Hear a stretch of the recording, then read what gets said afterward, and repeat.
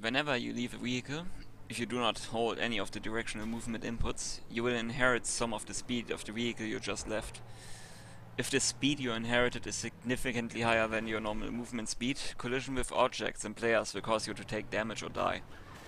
If you do not collide with anything, the game slows you down gradually until you come to a halt.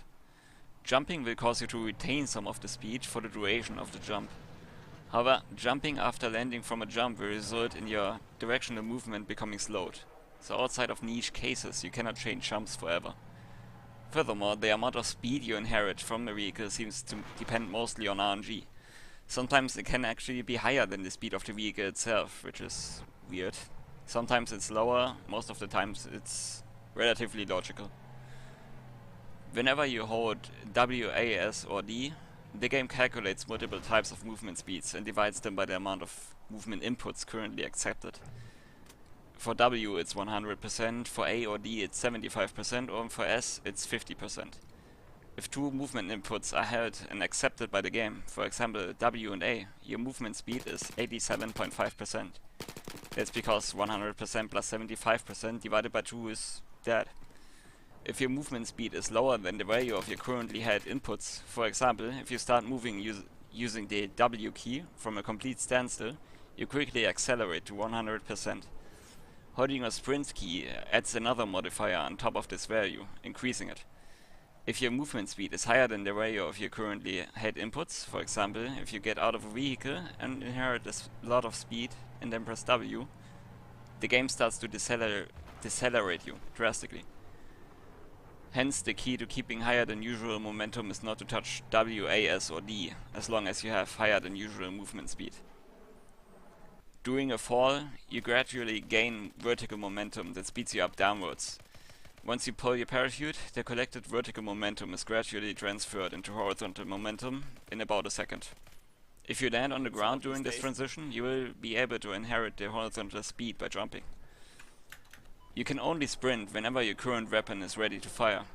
Your weapon is not ready to fire after firing a shot, obviously, for as long as the weapon's rate of fire restricts it from firing another shot. Your weapon is immediately considered to be ready to fire after switching, though the weapon's deploy time will still prevent it from shooting.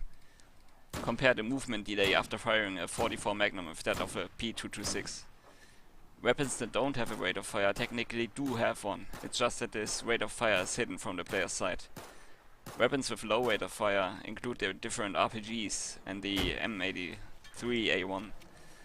Notably, the pump-action shotguns sit around 350 RPM. This gives them a lot of mobility. In fact, it gives them more mobility than the semi-automatic shotguns, allowing the user to sprint sooner after firing.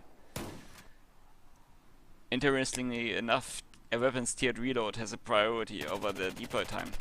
So yes, if you're a cunt, you can do shit like this. Throwing a grenade also prevents you from sprinting. Use the function crouch hold, it's objectively better than the toggle in every aspect.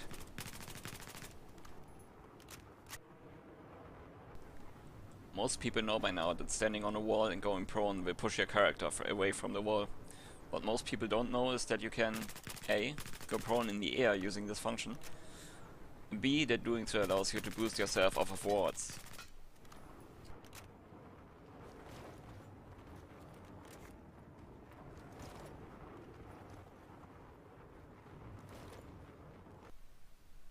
I admit, I might have gotten a bit too creative with this.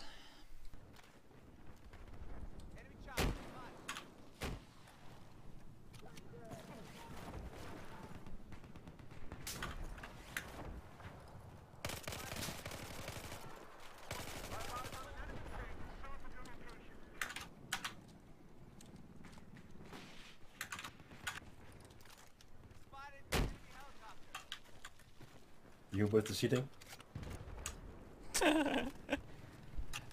Ja, ich habe gerade einen Boost-Jump gemacht.